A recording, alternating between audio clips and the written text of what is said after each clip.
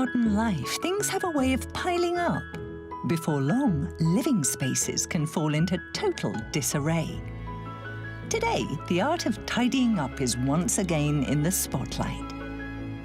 The key is separating what is necessary from what is not, getting rid of excess, and placing essential items exactly where they are easiest to access.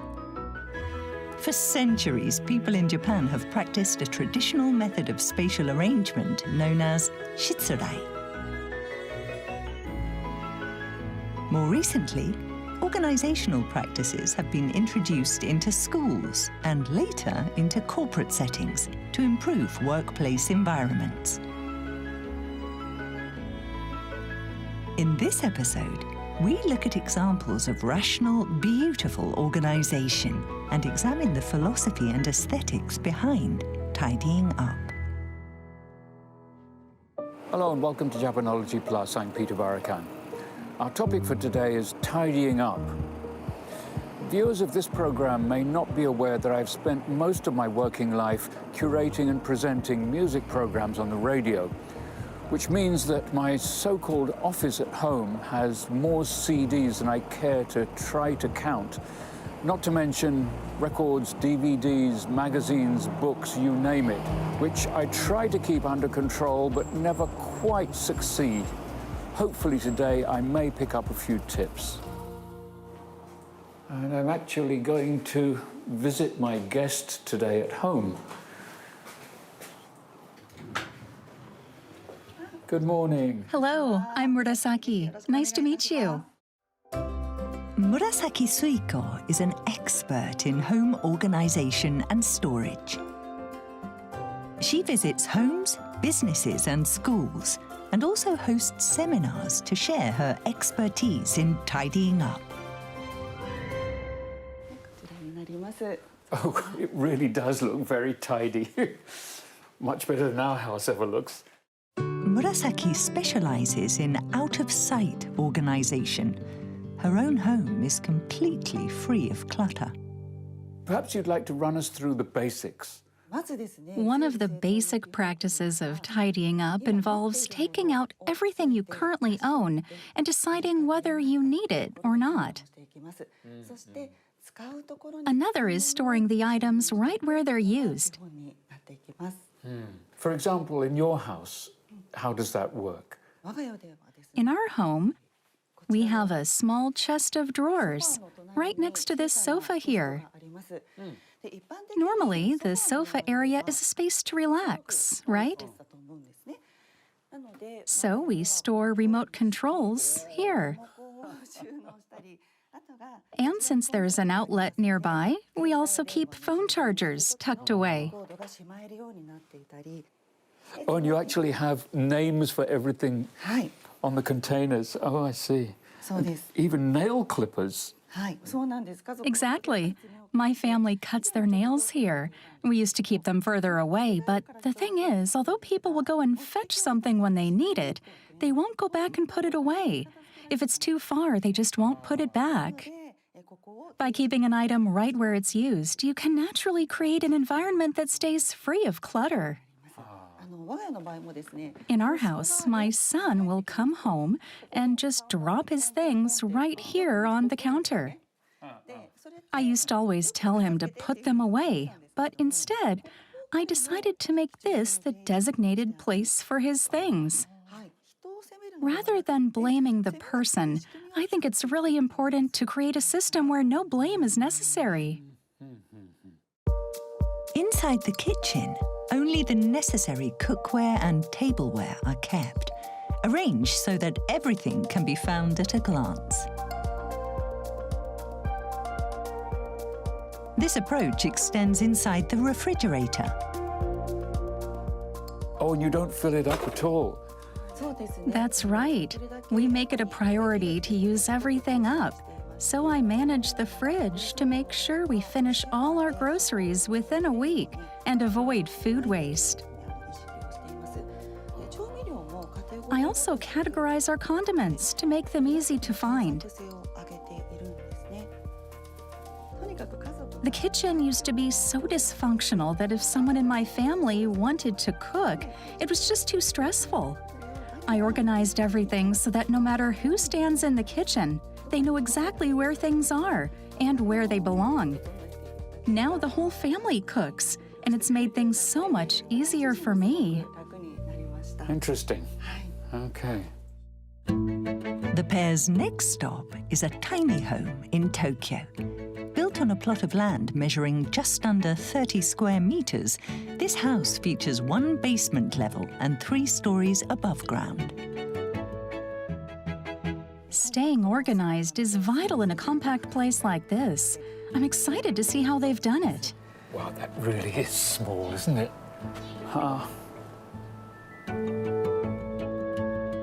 The home belongs to Yoshida Kuniichiro and Yoshida Ai, both architects. Did you design this place as well? Yes, this is the first house we designed together 10 years ago. The basement level serves as their workspace.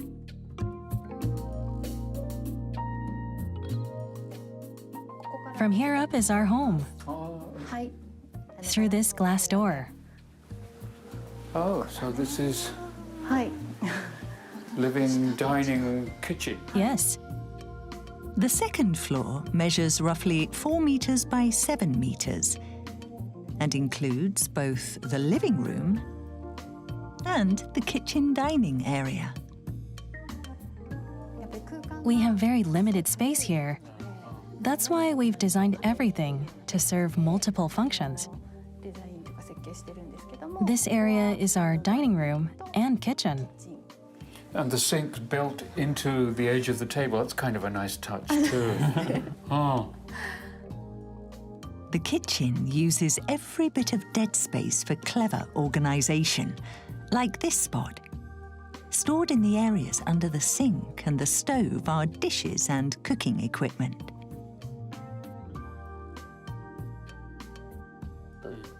We opted for open storage, where everything is visible.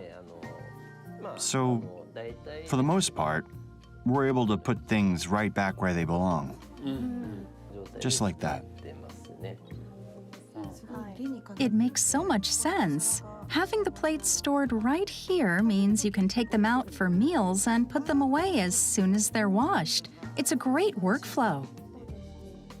It's quite deep, but since we built it right into the corner, you can actually access it from this side too. The kitchen also has storage built into the ceiling area, where less frequently used items are kept.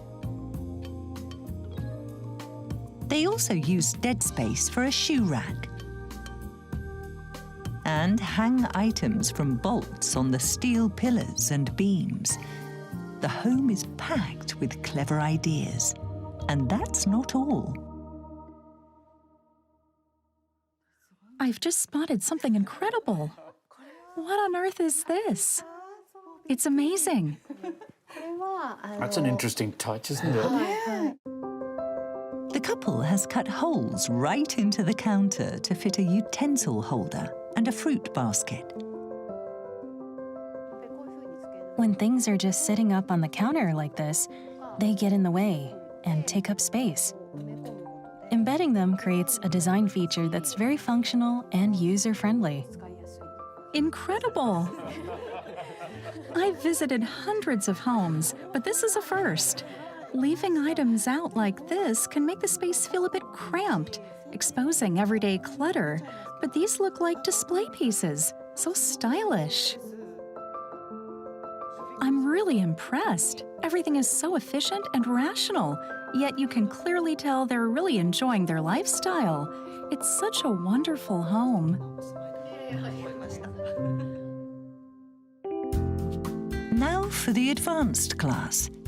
Here are 2 examples of how smart organization can transform a room into a fun, engaging space. First, this 60 square meter apartment.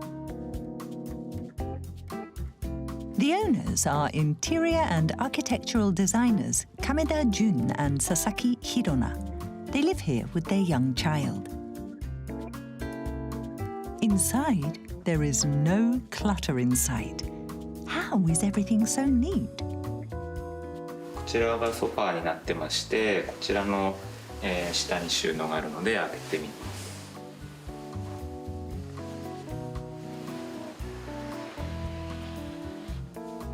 す。背もたれを取って座面を上げるとその下が収納になっていて、この大きなソファーの、座面の下が全て収納になっています。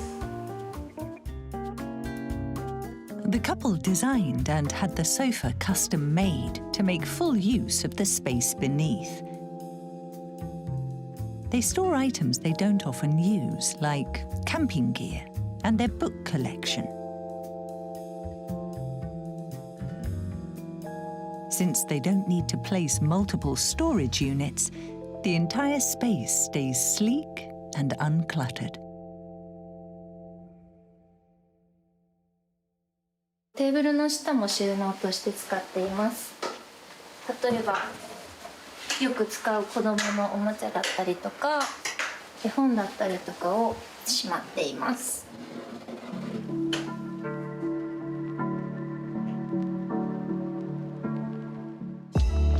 On the opposite side is an alcove with a thoroughly minimalist style.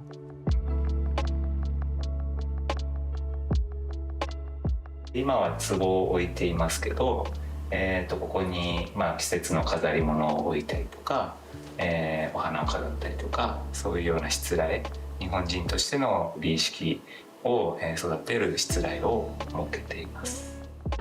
物はたくさんあるんですけれども、しまうことをすごく大切にしていて、一見ミニマルにしているのは、なるべく空間のノイズを減らして整理整頓することで、目に入ってきてほしい美しい情報みたいなものが日常生活にも残るようにしつらえをしています。Next, let's explore the ultimate in out-of-sight organization. こんにちは。This is the home of Takahashi Yuichiro. Behind this wooden wall, Takahashi has tucked away not just items, but entire rooms. A bedroom reminiscent of a capsule hotel. A fridge. A washing machine. Even a home office, all concealed behind a single wall. うちめちゃくちゃ狭いんで、その狭い中でどうリビングを、広くして、でそこを家の中で閉じこもっているよりも、なるべくちょっと開けた空間に見せたいなということがあって、それを実現するためにいろんなものをギュギュッと押し込んで空間効率をなるべく良くするみたいなそんな形で進んでいったというところです。The house was designed by architect Yamamoto Ryosuke. かなり一人暮らしとはいえ結構な収納量を求められていたので、ベッドを底上げしている分、その下になるべく広い収納を取ってあげるっていうことをされています。The kitchen was also designed with meticulous precision. どういうコップを持っているかとか、どういうワイングラスがどれくらいの高さのものを持っているかみたいなことを全部一回情報として集めさせていただいて、それに適合したボックスを僕の方で見つけて、でそれに対してそれを展開していくような形で、ボックスと同時になるべく家電的な音が見えないようにということで、食洗機も棚の中に入れていったりとか。The kitchen counter aligns with the seams of the wooden wall, creating a sense of visual unity.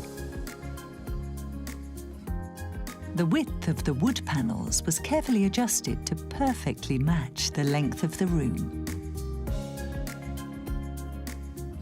使いやすさっていうことと、ある種の整理とかっていうところでいうと、多分どっちも共存できるのが多分ベストなんですけど、どちらかというと整理とか整頓に寄せたような設計になってるんじゃないかなと思います。Just how far back does Japan's philosophy of organizing living spaces go? Documents from the 12th century describe how aristocratic residences were organized. They meticulously illustrate the precise placement of furniture and decor. By the 14th century, an architectural style called shoin-zukuri spread among the high-ranking samurai. Used primarily for receiving guests, it's characterized by clean, minimalist spaces stripped of excess. The rooms have tatami floors and staggered shelves for displaying flower arrangements. In the 16th century, tea ceremony culture blossomed under tea master Sennorikyu. A standard tea room is compact, featuring an alcove adorned with a seasonal hanging scroll and flowers. Only the bare minimum of tea utensils is laid out. Every aspect of a tea room is arranged so that one can focus on the taste of tea. It was during the 19th century that tidying began to be advocated among the general public, as modernization brought an influx of material goods. Moral education taught young students the importance of keeping belongings tidy and putting things in their designated places. Following World War II, this philosophy began to be championed not just in schools, but in the workplace too. Organization came to be seen as indispensable for eliminating operational errors and boosting productivity. From schools to workplaces, Japan's philosophy of tidying up has gradually permeated society. But putting this philosophy into practice is not always easy. To bridge this gap, apps have recently been developed to help people stay organized. This is app developer Sada Masatoshi. どこにしまったかなだとか、どこにこの、品物をどこに置いておこうかとか、そういうのを記録して検索しやすい、アプリとなっております。Time for a demonstration. There's a variety of items waiting to be cleared away. これは保証書。保証書。タイトルを入れまして、保証書は書類で、今回は保険の保証書なので白2段あそこですねの引き出しの上を登録します。で写真を撮りまして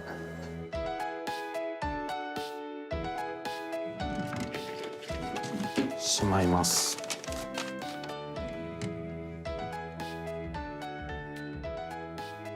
By taking a photo and logging each item's location, it'll be easy to find later, even if you completely forget where you put it.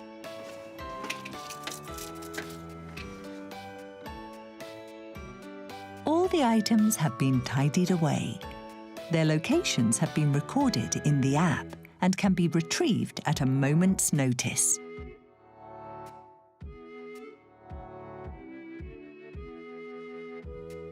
直感と記憶だけを頼りに探す状態から、これを使えばすぐに取り出せてそういうことがなくなるんじゃないのかということを期待して作成しましたけど、狙い通りにはなったと思います。はあ、したこりゃしたこりゃしたこりゃさ。Hello everyone, welcome to Plus One. I'm Kyle Card. Today's theme is tidying up. I've been known to be a bit of a clean freak myself, but there's definitely some holes in my techniques and I'm always looking for some tips. So today we're going to check out a shop with some unique tidying up tips, and it's located in this old temple. Let's go take a look.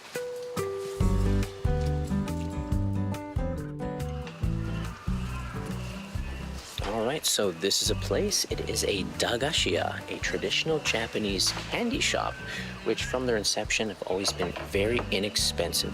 So very popular amongst children who don't have a lot of money. Looks like they're still setting up, but let's take a look. The shop opens at 10 every morning, weather permitting.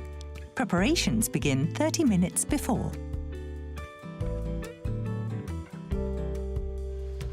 There are about 100 varieties of candy, each with its own designated spot. Lining them all up takes around 15 minutes. As you can see, it's beautifully organized. Thank you. Wow, just one after another in each place. It's hard work. Every day lining them up and putting them away. Good exercise. Oh, exercise. Can I ask how long you've been running this shop? Since I was 10. From 10? I'd helped my mother when I was a child. So I guess that makes it over 70 years. Yeah, wow. 86 desu ka? Yeah. Wow. Uchiyama packs the 100 varieties of candy meticulously into cases, creating a seamless display across the whole storefront. So your presentation is top-notch. Is there anything you keep in mind when putting everything out like this? Neat and tidy, all lined up, so the customers can get a good look. Yeah, your customers are children, right? So, wow. I noticed, like, the way you have it set up, do you have it set up, like, based on, like, shape and size? They all have their own spot. We make sure the items match the cases, too. See how everything lines up so beautifully? Almost all of them. Like this one. And these. A perfect fit. It's very easy to take out. My younger brother came up with them. The cases are all different sizes, right? This one's the biggest. It took years to arrive at this setup. Every product is a different size and shape, so a single case won't hold them all neatly. This arrangement is the result of much trial and error. My parents weren't actually all that neat. Oh, really? It's just my personality. I felt it would be better to line things up neatly. Once I started arranging them properly, my parents agreed that it looked better. I just love keeping things organized.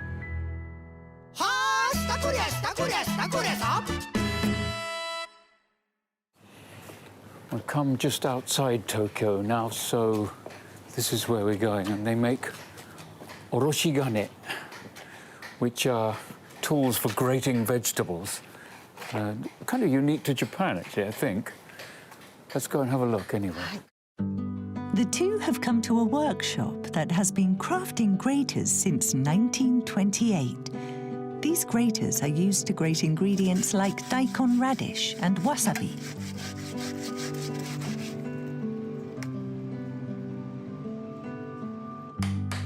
Inside the workshop, artisans handcraft each piece, meticulously raising fine teeth on copper sheets, one by one. Tsunohara Sumito is a master craftsman who has dedicated 30 years of his life to this profession. We start with a completely blank surface like this, raising the teeth from scratch. These tiny spikes, called metate, are punched one by one. The spikes on the front and back sides differ in coarseness. I see you've got lots of tools here. I'm always amazed that with Japanese craftsmen, they have such a vast array of tools. Perhaps you can show us some of yours. The tools I mainly use are a hammer and a steel instrument called a tagane. That's a chisel. Got kind of a chisel anyway, yeah. Wow, and that's you sharpen that yourself, I suppose. That's right. I hold this, strike it with the hammer, and raise each tooth one by one. Okay, it's all done by hand. All right. You have such a wide variety of tools here. How do you go about arranging and storing them? Do you have a system? The main thing is who uses the tool and how often. The ones around here are used by everyone. They're needed most frequently, so they're kept within arm's reach. The tools over here, meanwhile, are mostly for my personal use, so I arrange them in a way that's easy for me to grab and put back. It's all about making them easy to store and access. It actually took quite a long time to reach this point. We didn't start out like this.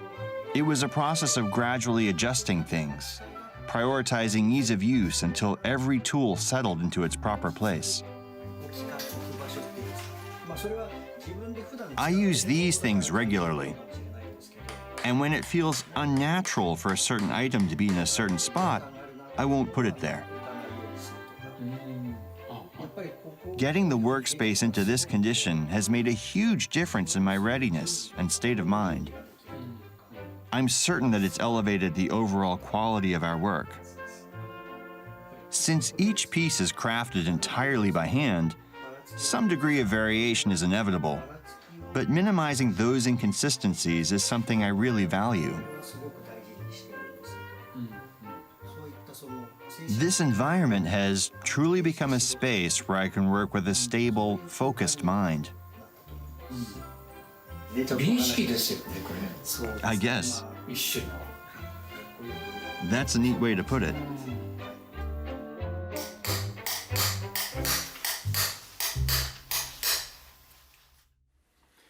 It's interesting, the same principles seem to apply both in someone's house and also with a professional craftsman.